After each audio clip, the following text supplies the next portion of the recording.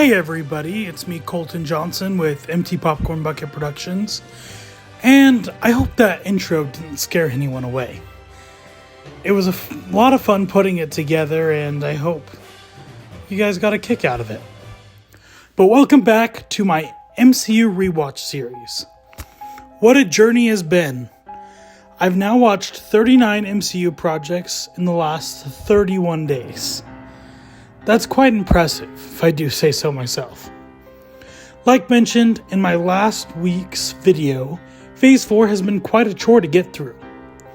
From the introduction of Disney Plus series to 7 movies to get through, ranging from a variety of quality, I do have to say that the series stands stronger than most of the movies of this phase. I feel like a lot of that stems from the fact that the idea of having Disney Plus series were new and exciting. And I honestly love the majority of these series. Their storytelling takes narratives to new heights, and it gives characters opportunity for growth and character development. And overall, it gives us some absolutely amazing moments of the Marvel Cinematic Universe. Before I do jump in, I do have to mention the elephant in the room. I did not rewatch What If, or even put it in the consideration for this rewatch series. Mainly due to the fact that, though it touches on the multiverse, it technically isn't part of the main Marvel Cinematic Universe storyline.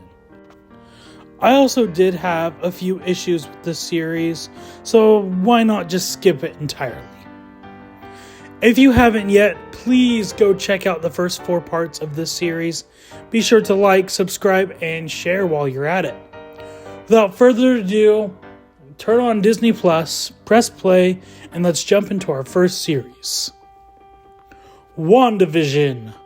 This is the first MCU series, so it had to set the groundwork for what an MCU series could be or should be. From the get-go, this series was phenomenal and got fans, including myself, excited and speculating between each episode, coming up with different theories. This series has such a charm, but it also has underlining tension. Wanda is such a wonderful character, and we get to see her story more closely than we have ever before. I feel like this was a perfect way to start MCU's lineup of television series, especially in the way this series' narrative plays heavily in the decades of television, along with its tropes. I loved that we got to see more of Vision, as well as Agent Woo and Darcy.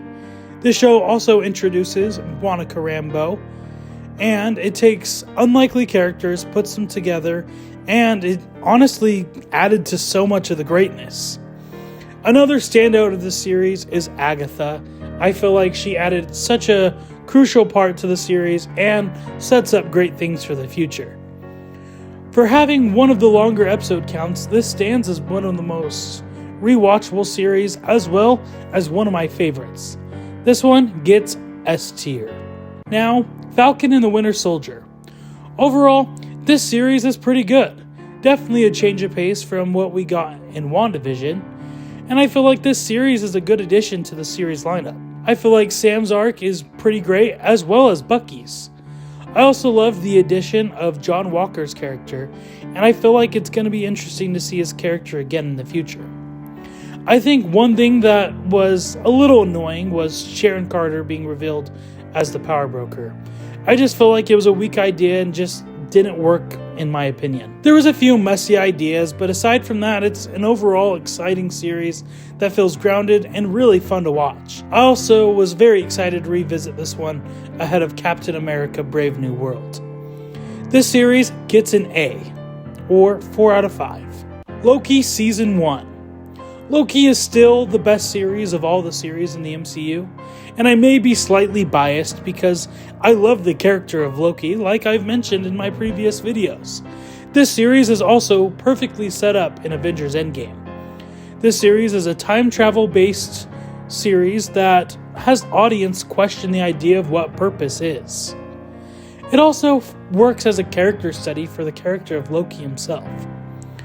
This show features so many dynamic characters and just an overall great time. I love Owen Wilson in this movie as Mobius. I think he does such a great job.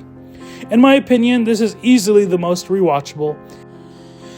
It is unfortunate that this was supposed to be the groundwork for the saga's big bad, which was Kang the Conqueror, and I feel like the way they played it off in the series was great.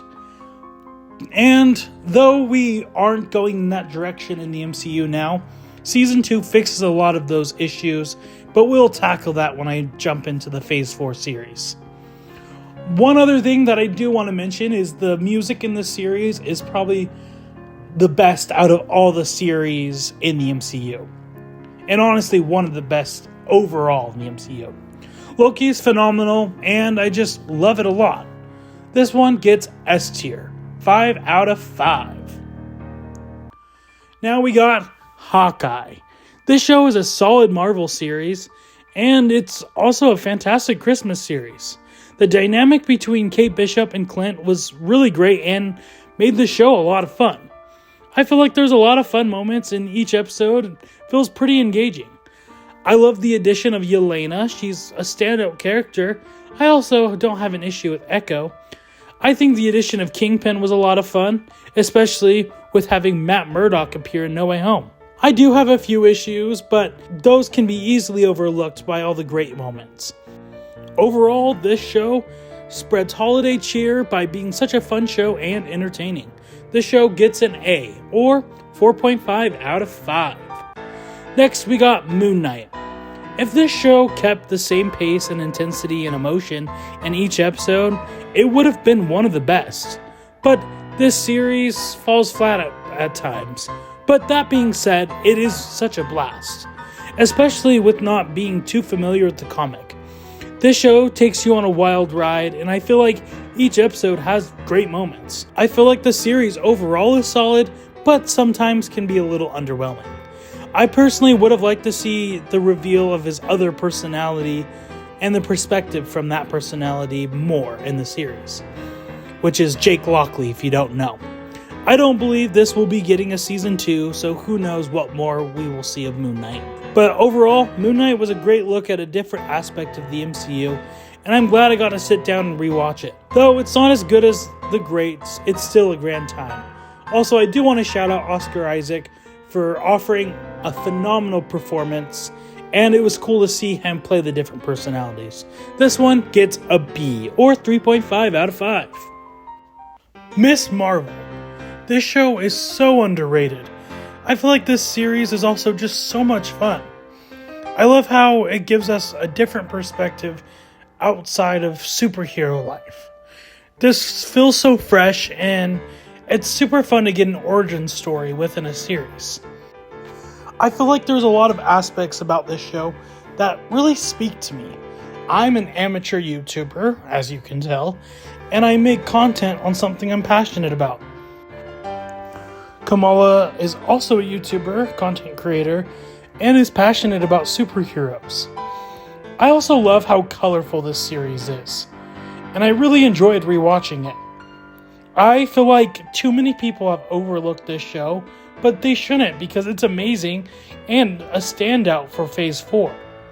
I feel like Miss Marvel perfectly sets forth what will one day be the Young Avengers, which I hope is a movie. This series also sets up her next appearance, which will be in the Marvels, which you'll hear about more in the future in another video. Overall, I love this show. It's a fun watch, and this series gets an A, or a 4 out of 5 stars. Now we have She-Hulk. Let's just say this show really surprised me in a lot of ways. I'm not coming on here to praise it and raise it up saying it's the pinnacle of Marvel television. I'm just saying I was surprised. I haven't revisited this show since it initially released back in 2022. Rewatching it felt like I really wanted to hate it, but it was very hard to deliberately hate the show. There's things I obviously don't like about the show, and the way it has some characters like the quote-unquote antagonist, but I don't think She-Hulk is the issue. I feel like her character is pretty good for what it is, and I feel like her origin was well placed, and the show can be very funny and meta. But it does struggle with some aspects, and I feel like they had to make this show episodic, but it could have been more interesting as a well-structured comedic 6-episode story. It tries to take risks, but some fall flat. I am also someone who loves how self-aware this show is, especially in the last episode. I feel like her breaking the fourth wall is a true part of her character, so I'm glad they kept it part of the series. This show is not perfect by any means at all, but it's really fun and I liked it. But on the same hand, it just feels really messy and is laughably bad. And I hope Matt Murdock doesn't bring up his fling with She-Hulk in his new series. Overall, fun show, but definitely the least of the Phase 4 series lineup. This gets a C or 3 out of 5. Werewolf by Night. Technically, this isn't a series, but it is a special presentation. This is such a fun addition to the MCU, and honestly, I think we need more of this special presentation. This one just feels so different than anything else in the MCU, and I love that about it. It's a fun little monster movie that gives off the vibes of a classic Universal monster. It's super simple and conveys the story in a self-contained manner. The characters are great, and it was exciting to see an iconic comic book character being introduced in the MCU. There's 2 versions of this presentation. There's the color version, or there's the intended version, which is mainly in black and white. I think the better version is the black and white, because the transition at the end has a better payoff. This one gets an A, or 4.5 out of 5.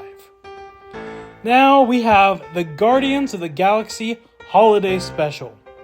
I feel like out of anything, having the Guardians of the Galaxy having a holiday special just works so beautifully.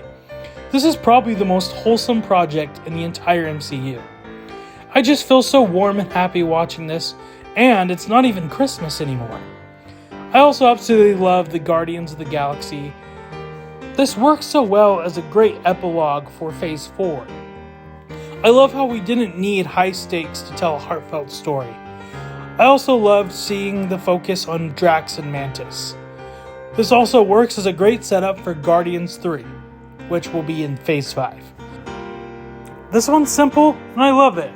This one confidently gets an A, or 4 out of 5. Now, let's put these on the tier list. As mentioned last week, I created a new tier list for this saga, but I'll also include where these fare compared to the rest of the MCU. So first, we have Loki at S tier, and this is the best Marvel series ever, and it only gets better from there. This one will go after No Way Home. Then we have WandaVision on S tier, which I will put after Loki. Then Werewolf by Night, which is A tier, and I will put this after Wakanda Forever. Then we have Hawkeye, which is also A tier. Then Miss Marvel at A tier. Fantastic origin story, and I love the characters. This one will go after Hawkeye. Then we have Falcon and the Winter Soldier, which is also A tier. This one will go after Miss Marvel. Then Guardians of the Galaxy Holiday Special at A tier. You can see there's a trend. Great holiday fun, and this one will go after Falcon and the Winter Soldier. Next we have Moon Knight, which is B tier, and this will go after Multiverse of Madness. Then we have She-Hulk, which is at C tier, and I will put this after Eternals. Now for reference, this is the entire MCU compared, and I won't explain deeper on where I put them. The series and specials of Phase 4 are pretty solid for the most part, and I'm someone who am personally a fan of these series, and when they were releasing, I would come back each week to see the new episodes. I still look forward for each new series that comes out. Currently, I'm watching The Friendly Neighborhood Spider-Man, which is releasing every week. And coming in March will be Daredevil Born Again, which I am very excited for. Now, we will eventually return to this series after the Thunderbolts releases, but stay tuned for next week where I will be reviewing Captain America Brave New World. This series has been such a blast, and it's been fun adding fun bits and pieces.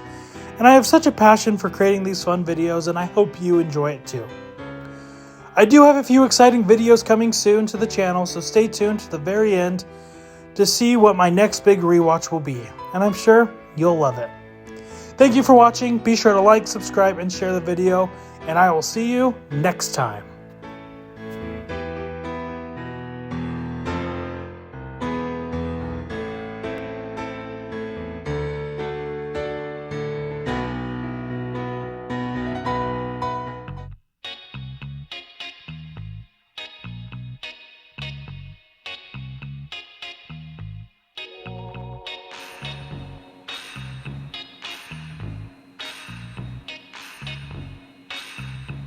Huh?